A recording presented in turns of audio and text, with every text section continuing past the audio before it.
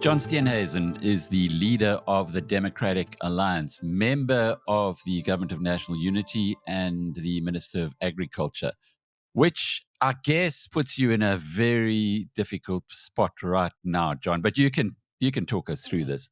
It's as far as voters, your constituency are concerned, many of whom are members of the Biz News tribe.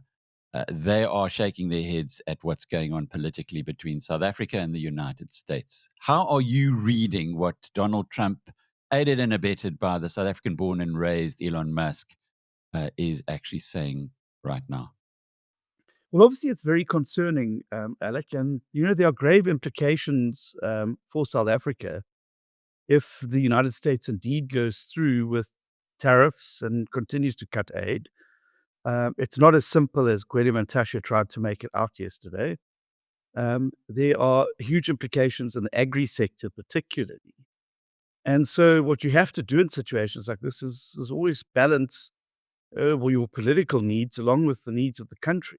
We're talking about thousands upon thousands of jobs here. And ironically, the people who would probably be affected most by this particular input of tariffs on South African goods would probably be large commercial farmers in the South African space who have found a good market in the United States for their products. And so we have to get through this impasse, and we have to get through it in a way that ensures that South Africa's national interests are also protected. And so when we discuss these things, we must do so based on facts, and we must do so in a rational way without getting hysterical, and make sure that we navigate what I think are going to be a choppy 5 years for South Africa in relation with the United States. Certainly, if we see what President Trump has done in Canada and Mexico and other places, I think that we do need to gird ourselves for what's going to be, I think, a very bumpy ride for the next 5 years. Well, breaking news this morning is that both Canada and Mexico have capitulated, and it appears as though Trump is no longer going to apply those 25% tariffs. The Canadians are saying they will strengthen their border. The Mexicans are going to put 10,000 troops onto ensuring that the drugs and illegal immigrants don't go into America. So perhaps it was all just a negotiating issue. Is there a chance that this is the situation in South Africa as well? In other words, Trump is the transactional president in America, is now wanting to negotiate who knows what, but certainly that could be his approach. Well, I certainly hope so, because that means that we will be in a position to be able to negotiate. And that's really where the sweet spot sits here. I think that the sooner the South African government and potentially the president, but certainly a delegation, gets to the United States to have discussions with the president and to appraise him of what's going on in South Africa, to indicate what the priorities of government are through the medium-term development plan and the focus on growth and jobs. And also, I think, to make sure, and this is a responsibility that falls to me, to make sure that we're also giving the United States a fair deal in terms of their requested access to the South African market on things like poultry and pork hearts and livers, which have been a source of some contention over the last 2 years. I've also taken the unprecedented step of sending an agricultural attaché to Washington, the first time we'll have an agricultural attaché in Washington in the last 9 years. And Dr. Jafta's prime focus is going to be on dealing with some of the phytosanitary concerns and easing the relationship that we have in terms of biosecurity and phytosanitary, and also being a good steward for South Africa's agricultural products there. But we are going to, it's definitely not business as usual. But as I say, if it's about negotiation, well, I think we can definitely play in that space. But we're going to have to box clever. And comments that, well, we'll just cut off minerals to the United States of America is not the way to go. We need to de-escalate this, not to escalate it, because the last thing we can afford to do is to lose one of the largest trading partners that we have and one of the largest investors in our economy. That's a very good point. There was a statement from Cyril Ramaphosa's office this morning which suggested that, well, yes, America provide 17% of the HIV/AIDS budget for South Africa. So yes, we're going to be sad to lose that, but that's all that they provide. However, I ask you to just consider a few companies: Ford, IBM, McDonald's, KFC, Macro, Game, Hi-Fi Corporation, Amazon, General Electric, Pepsi-Cola, Dell, Visa and MasterCard, Johnson and Johnson, Kellogg's. The list goes on. And if you were to allow this, you as politicians, you as the government of national unity, to deteriorate into a full-on trade war, who knows what the implications might be for the hundreds of thousands of people who are employed by those companies. Absolutely. And so this goes beyond just the aid. I mean, the aid is one thing, and we must park that to one side. And let me just remind you, Alec, that if it wasn't for PEPFAR, millions of our fellow countrymen and women would have been condemned to death, particularly in the early 90s. And it was the PEPFAR program. And I come from KwaZulu-Natal, which is the province, as you know, that had the highest burden of HIV/AIDS. And literally, PEPFAR has saved hundreds of thousands of lives of ordinary South Africans through providing antiretroviral treatment and the like. But secondly, there is the trade element, and America remains one of our largest trading partners and one of the largest FDI contributors in South Africa. And so they FDI? can't just foreign direct investment. They cannot just simply be waved away with the hand and said, "Well, we'll find somebody else to talk to." They are huge investors in the South African economy and are very important to us. Somebody joked to me yesterday, but I mean, I think there's some truth to it, that Cyril Ramaphosa, the president, should phone Donald Trump and invite him, book out Leopard Creek and get Johan Rupert, Ernie Els, and Gary Player together and get a 4-ball of golf so they could actually talk about what the real situation is in South Africa, and so that he is appraised with exactly what is going on here. It does behove me to ask you these questions, which are being asked by your constituents. What will it take for the Democratic Alliance to withdraw from the government of national unity? What will it? What kind of a? Because when you're sitting outside of the parliament, what you see from the outside is fire and brimstone being visited upon South Africa by a country whose GDP is more than 70 times bigger than ours, and we're standing there like a guy walks into the lion's ring and pulls the whiskers of the lion without the protection of any cage. That seems to be what we're doing at the moment.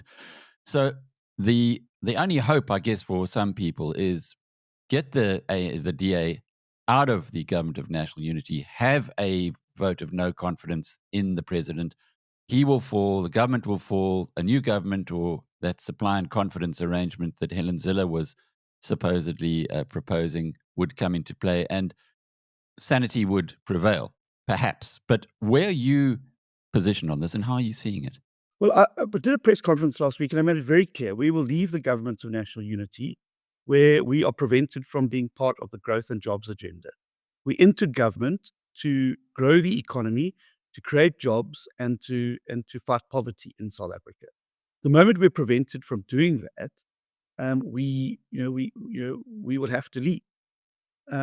I've said out very clearly, for instance, if government proceeds with the aspects of the NHR that involve the collapse of the private healthcare sector and collapsing all medical aids into a single fund, that would have a huge bunker busting blowout on the balance sheets of South Africa and our budget and our economy. It would be impossible to stay if that proceeded to those parts of the NHR that we regard as pernicious. But also, if any instance where the constitution is trashed and the economy crashed, we will have to move. But the thing is, Alec, it's very easy for armchair critics like R.W. Johnson and others to write from the luxury of their Constantia villas, all these things. The reality is simply this. The moment that the DA withdraws from the government of national unity, the president will seek, or those in his party, will seek common ground with the EFF and MK, which will provide them very easily with the parliamentary majority. And then we will see a full-scale tilt towards radical populism and Chavez-style economics. And overnight we'll see a collapse. So even in then, you enter into some bizarre confidence and supply. Why would they need you in a confidence and supply arrangement if they already have um, coalition partners that can get them over the top? And so these things, like coalitions, are not easy. They're very difficult, and they're a lot more complex than just simply drawing a line from point A to point B. There's a million different points of energy between them that cloud the situation.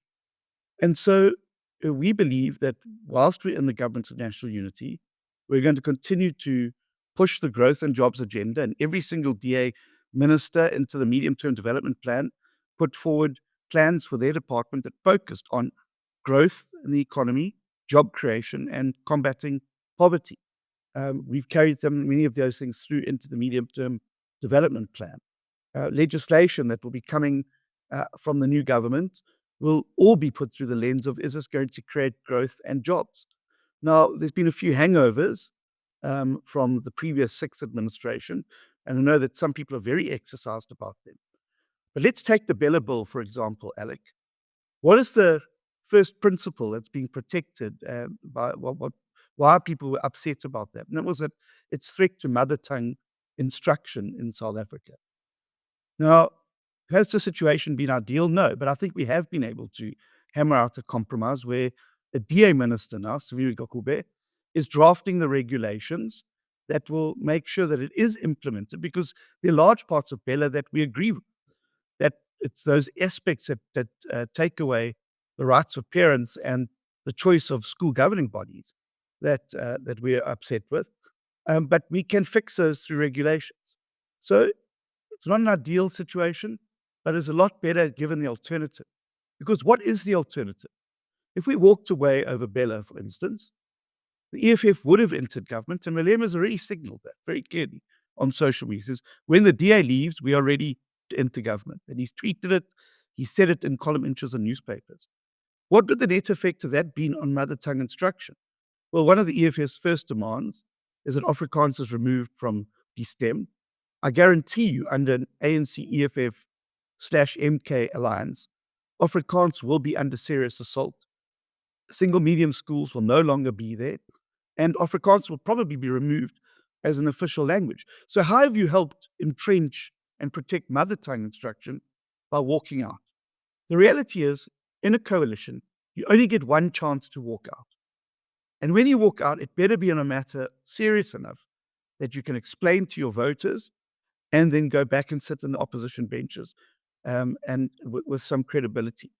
Walking out over peripheral matters will be something very hard to explain to voters, particularly when in 3 months' time, the Rand has gone through the ceiling and it's gone through the floor, and the economy has started to unravel very quickly, and there's capital flight.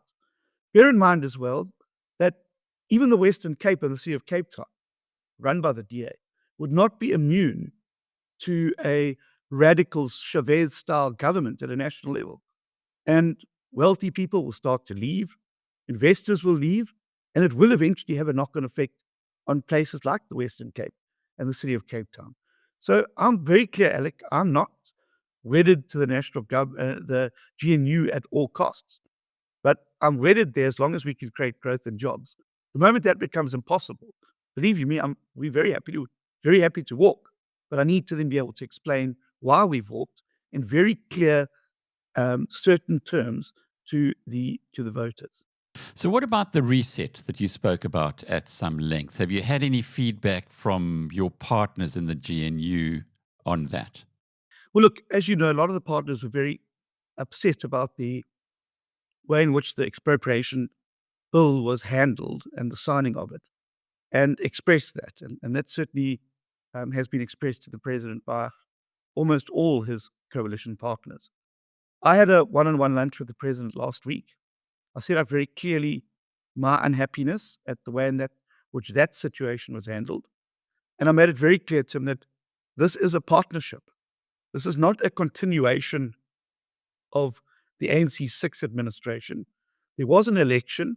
The voters have decided that the ANC should not have a majority, and therefore the ANC cannot operate as if they want a majority. And that if this is to be a genuine partnership, we all need to be involved in the decision making, and that we need to meet more regularly, and that as leaders in the GNU, we need to be engaging more regularly on managing the politics of the coalition, not just the mechanics of government, but the politics of the coalition. And there's been a commitment now to put in place mechanisms to deal with that.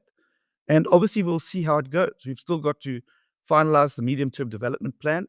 There's always the backstop of the budget. If we're unhappy about what is being done or things that we believe are wrong, we have the budget in which we can negotiate. And if there are things in the budget that remain, like the abolition of private medical care, huge amounts of money are wired towards crashing the private healthcare sector in South Africa. Well, obviously, we would have to look at that budget very carefully and say, well, do we vote for it or do we vote against it? So there are these safeguards and guardrails that are in place to ensure that we can influence and also get some of what we want. Bearing in mind, we too didn't get 51%. So we too cannot get everything that we want on the table, but we should be able to get some things of what we want on the table. Talking about the budget, one of the issues that appears to be a flashpoint is the bailing out of Transnet. It again could be, as we're seeing with Eskom, it appears, just the beginning of an endless stream of taxpayer money that has to go into it, rather than a more radical approach of privatizing. If there is a bailout in the budget that's going to be presented by Enoch Godongwana on the 19th of February, would you vote against it? Well, we'd have to see what that money is set aside for. If it's for preparation towards a public-private partnership, as is contained in the medium-term development plan, as is contained in Operation Vulindlela's second stage, we would have to see what that money is being used for. If it's going in to bail out salaries and the like, it would be very difficult for us to necessarily vote for it. If it's money that's being set aside to lay the groundwork for a proper 15, 20, 30-year concessioning of rail routes in South Africa, we would have to look at it. We're getting a presentation on the budget on Wednesday at a cabinet level, and obviously there we would be able to start to look at some of the granular issues there, and obviously make an assessment and weigh it up. And again, we're not going to get everything we want in the budget, but certainly we would like to see certain things reflected in the budget that we regard as priorities for the growth and jobs agenda going forward. You did well. You didn't answer my question. If it's in the budget as a bailout, No, John, I are did you answer going to your question. walk? If it's in there and it's for salaries and for nonsense, like we've seen over SAA and other things, then absolutely not. But if it's there and set aside very clearly to start to prepare Transnet for a public-private partnership, which is definitely the route that's been looked at in both the medium-term development plan as well as Operation Vulindlela. There's a lot of interest, particularly on the infrastructure, the rail infrastructure, but the rail infrastructure seen as part of a holistic logistics issue in South Africa involving the ports as well. If it's to lay the groundwork for that, I think we'd have a hard time arguing against it. But if it's for salaries and executive pay, absolutely not. What about the proposed new US ambassador, getting back to the American relationship, Joel Pollack? He's a senior editor at Breitbart, which is probably one of the reddest flags you could wave in front of an ANC bull. He has been widely tipped to come in. He's written this week about what Donald Trump has done with South Africa in cutting off aid. He could make an already inflamed situation even further inflamed. What's your take on his potential appointment, and how would the DA handle that? Well, it's interesting. When I first met Joel over a decade ago, he was working in Tony Leon's, actually longer than a decade ago, giving my age away here, Alec. He was a speechwriter in Tony Leon's office, but at that stage, he was a very left-leaning Clinton Democrat. And obviously, he's had a personal transition in terms of his ideology. Look, we can't choose who the US sends here, just as they can't really choose who we send there. But what I would immediately seek to do is to have a meeting with the new ambassador, explain to him what we're trying to do with the government of national unity, and why it is important that important partners like the US um, are good allies to the project that we're embarking upon here. Because I think if we can make the government of national unity succeed, if we can get economic growth, and we can start to get some political stability here, that can only be good for the region and can only be good for Africa. Whether the US likes it or not, South Africa is a key player on the African continent. And we are a strategic partner from both an economic but also from a geopolitical point of view. And I think it behoves us to try and ensure that we maintain good relations. So, regardless of where he's from and what his writings are, um, I think Joel has close links with South Africa. And I certainly don't think he wants to see South Africa fail. I think he'd like to see South Africa flourish. And I think that he would want to position the United States as a partner in that growth and jobs agenda. But it doesn't mean we should go around poking sticks in the eyes of our partners. I think we should be looking for mature adult dialogue that focuses on how we can improve the relationship rather than worsen it. It has emerged on social media again, as it does from time to time. A quote from Ambrosani's book, where Cyril Ramaphosa allegedly told him that he's going to deal with the whites by boiling a pot, the frog boiling. And many people even call Ramaphosa the frog boiler president.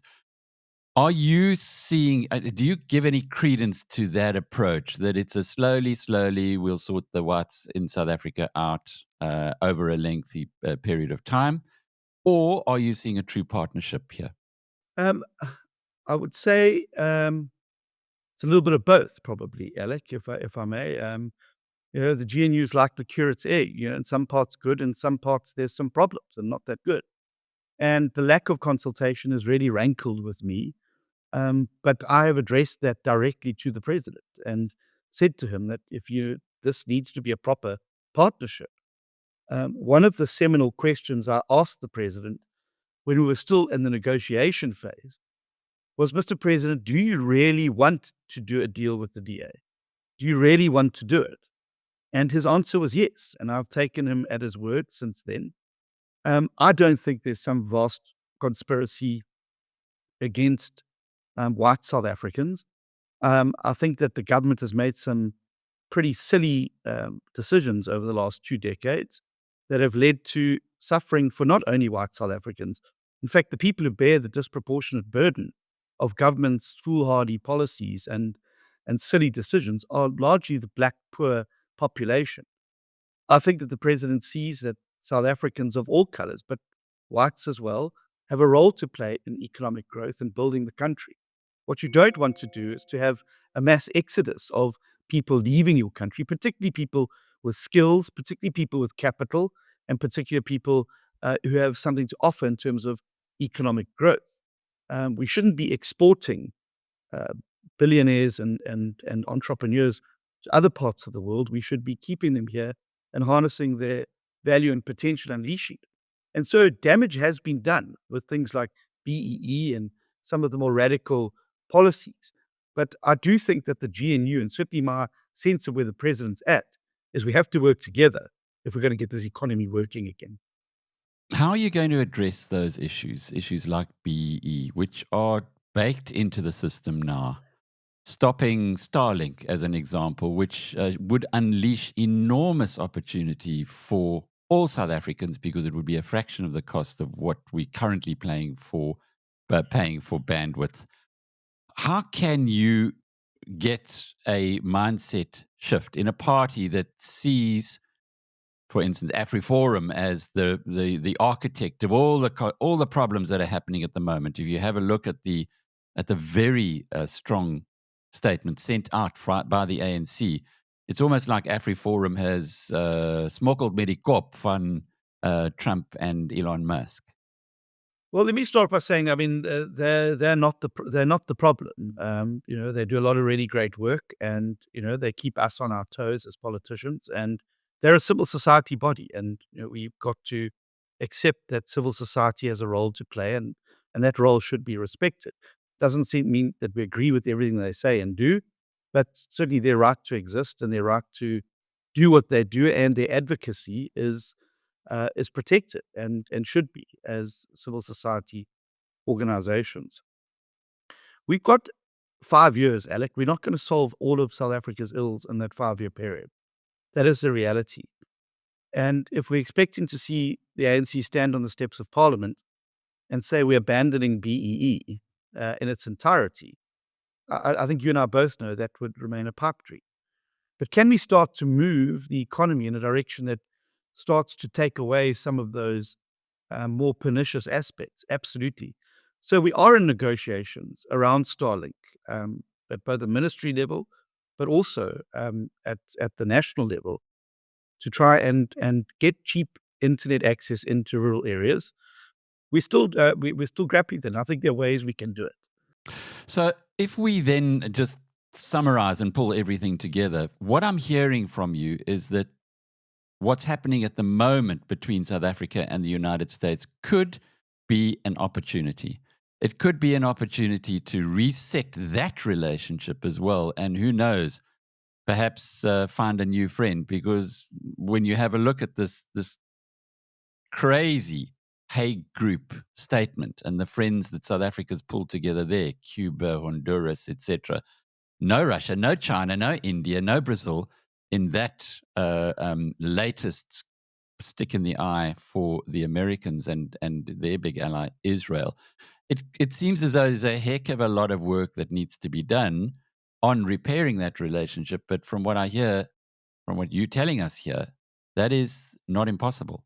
Yeah, I think that we can reset it, but we need cool heads to prevail, Alex. We need the adults to sit in the room and work out that it's not in America's interest to have a bad relationship with South Africa.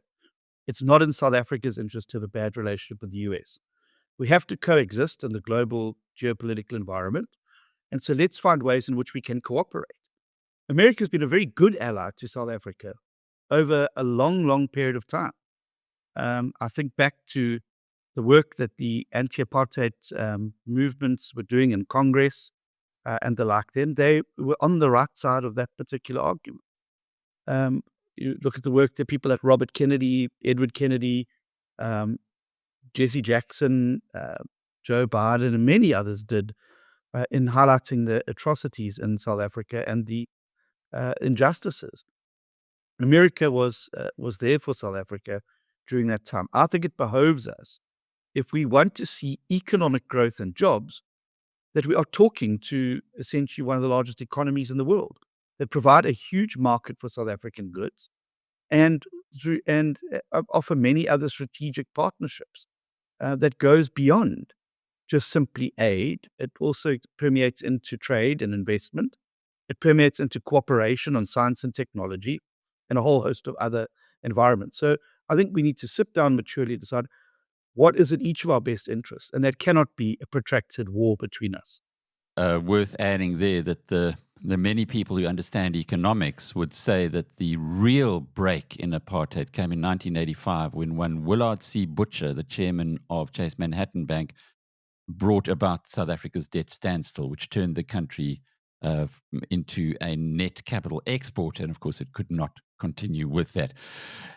What are you not telling us, John? What's happening behind the scenes? I see Dean McPherson is now telling people, or trying to tell people at the mining indaba to not get too het up over the EWC Act. But what is happening on your side that you're not saying to us as a nation that you can perhaps take us into your confidence on? Well, let me just say there's a lot of behind the scenes work that goes into making these coalitions work. And obviously there's a number of discussions that are ongoing, and obviously you don't want to compromise those because you may have got it close to the try line and you don't need to duff it up at the last in the last 5 yards.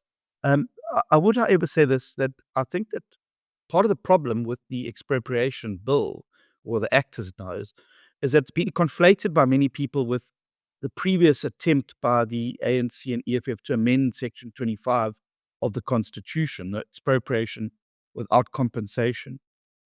And those issues, I think, have been heavily conflated. And so a lot of people are very panicked about it. Um, the problem with the current act, as Dean McPherson and others have said very clearly, is not necessarily the compensation part. It's the mechanism that there's two mechanisms in there that deal with how expropriation should take place. And those are contradictory. And that's what Minister McPherson pointed out to the president before he signed it. And what we're going to have to try and fix in some way, either by going to court and getting a court declarator on the constitutionality or operability of that contradiction, or by launching a parliamentary amendment bill to get through to fix that. But every other democratic country in the world has an expropriation law. Um, there's more powers in this particular bill than Donald Trump himself has under the eminent domain laws in the United States of America. It is a law of general application. It's a law that entrenches Section 25 of the Constitution rather than detracts from it. And yes, there are problems with it, but the problems are not necessarily that this is now going to lead to massive land grabs by government or massive removal of farms and the like. That's not what this bill is intended for. It is intended, to be able to provide government with the ability to, when big developments need to take place or there needs to be something that happens in the public interest, that it is able to obtain the land that it needs to run transmission lines, to build freeways and highways, to build housing, etc. And I think that we must not conflate this particular act, which is not perfect, and I'm very clear. That's why we've committed to going to court to either get the court order to fix it and to have it brought more in line with what we believe should happen. But this is not abolishing Section 25 of the Constitution. To do that, you would have had to have required a constitutional amendment bill. We had one; it failed to pass in Parliament. And this is an act that's actually now giving expression to Section 25 of the Constitution. Section 25 retains completely intact and remains the very best safeguard for South African citizens against arbitrary seizing of land and no compensation, therefore. So your big role right now is to try and take heat out of this argument. I would surmise. Would you agree with that? It's not so much take heat to explain to people that what the bill is, but also explain to them what it isn't. As I've just said, this is not an amendment of Section 25 of the Constitution. And bear in mind that Section 25 of the Constitution remains intact. And as you know, no law can ever subvert the Constitution. So all of those constitutional safeguards that citizens have in terms of the property clause in the Constitution remain completely intact. My job is to try and educate people about what is actually wrong with the bill, and we've attempted to do so. And that was not the subject of what we sucked out of the ether. It is the subject of senior counsel's opinion around where the problems with the bill exist. And they've pointed out to us very clearly the problems exist in the contradictory provisions, which are going to make the bill very, very hard to implement or operate, given that it's now not clear which of the processes should be followed. So that's one of the reasons why we've committed to going to court as the Democratic Alliance to get that declarator. But we also, could quite easily fix it through Parliament. And that was my frustration about the manner in which this was handled from the beginning. Because had the president heeded the concerns of the minister, we could quite easily have fixed this in Parliament before he signed it into law. He could have referred it back. It could have then been fixed and then brought into line with the Constitution. But I think the minister's been very clear on his watch. No land grabs or expropriation without compensation for arbitrary political goals will happen on his watch. And I think he's given that assurance. And I think that's an assurance that South Africans should take heed of. John, you've been very generous with your time and fighting that dreaded lurgy that we've been hearing from time to time, Gauteng virus. But just to close off with, the DA's role now in the fight between the ANC and President Trump. How can you make a positive contribution? Well, but it's about calming things down and trying to be a responsible, mature interlocutor of the interests of both countries. As I said, it's not in America's interest to not have a good relationship with South Africa. We do have strategic minerals. We do have wonderful agricultural products that they benefit from. But likewise, we can't afford to have a bad relationship with the United States. We need to operate, as I said, in the global geopolitical environment. It doesn't mean that they agree with everything we do. It doesn't mean that we agree with everything that they do. But I think it is in both of our interests as a country that there is mutual cooperation and at least channels for us to discuss these differences and how we can best resolve them. I don't think it's going to be assisted by saber rattling from either side. It's going to need some mature, cool heads to sit around a table and say, right, what do we require to have a good relationship going forward? And how is the quickest way for us to get there with as least disruption to our economy and with maximum benefit for both of our countries? I think that's the way to proceed. But how do you do that when you've got such anger on both sides and such such an ideological chasm? I don't think that it's that as bad as it looks at the beginning. I mean, I think that there's a lot of saber acting that happens in countries around the world. America's got its views on China, yet the two of them have to sit around a table to discuss matters because they are the two largest economies in the world. There's no reason just because there may be some differences that you can't sit down and say, right, these are the differences. How do we manage those? But here are the areas of commonality, and how can we build on these going forward? And I think everyone's got a role to play. I think the Western Cape government's got a role to play, and Premier Alan Winde.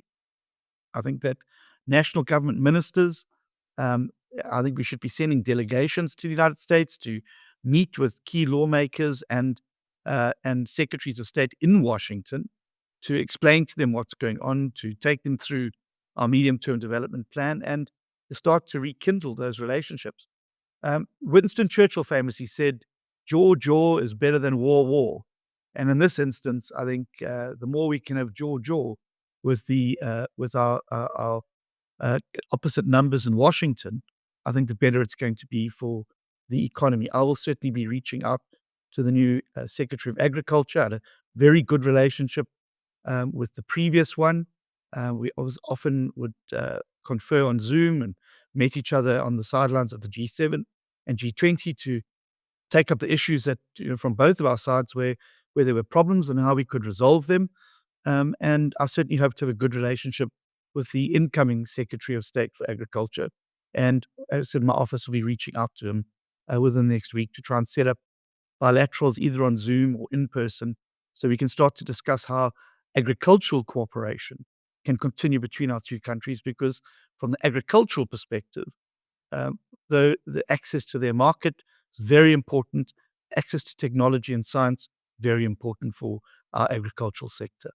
And at least the new or the likely new US ambassador to South Africa is not an outsider. He knows all about how things work in this country. Is he from South Africa? Was he born here? My understanding is he is a South African. He certainly spent a lot of time here. And of course, his mother-in-law was Rhoda Kadali. I mean, very well-known political commentator, writer, and academic in the country. And Joel wrote her biography, so I think he's very in tune with what is, where South Africa's come from, where it has stumbled, but now also where it needs to go. And I think it's in the where it needs to go phase where I think we should be reaching out and cooperating.